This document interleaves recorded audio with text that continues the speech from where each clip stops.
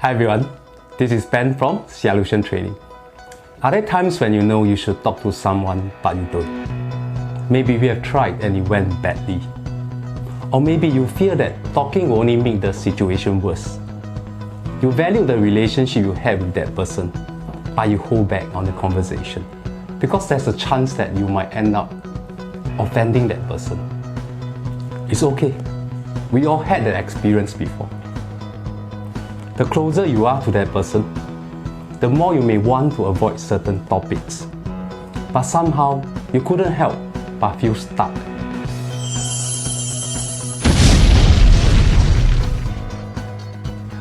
So right now, I have 3 effective tips you can adopt the next time when you are involved in a difficult conversation. You ready? Let's go. Silence is actually helpful. There's more power in silence than there are in empty words, especially when you know that you are talking about difficult topics. Instead of trying to fill empty spaces in the conversation with more sentences or filler words such as just be quiet. The extra pauses in the conversation give both parties the much needed time to think carefully about the situation. It will also make your sentences seem more thoughtful and put together. Be comfortable with silence in a difficult conversation. Wait. Allow the silence to work for you. Organize your thoughts before you jump back right in. Try a third-party dialogue. When addressing a tricky conversation, it is a good idea to avoid starting the conversation with your own side of the story. It will give the other person the impression that you are approaching the issue solely from your perspective. That person might get defensive. Try doing a third-party dialogue.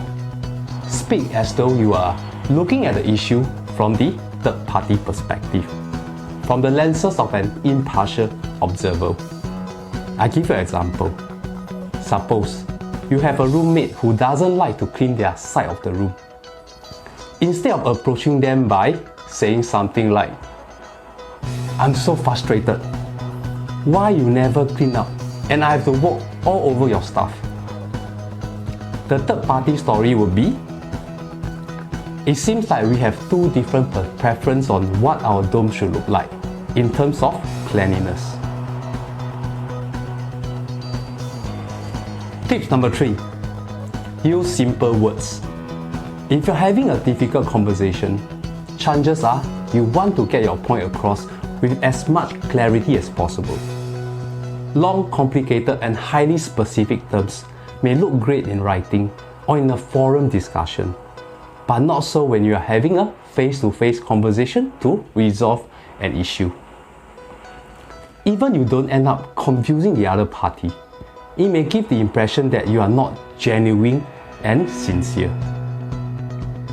When having a tough conversation, choose simple words to express yourself. It works wonder. Once again, do like and share if you find the tips helpful. Comment below if you have any thoughts.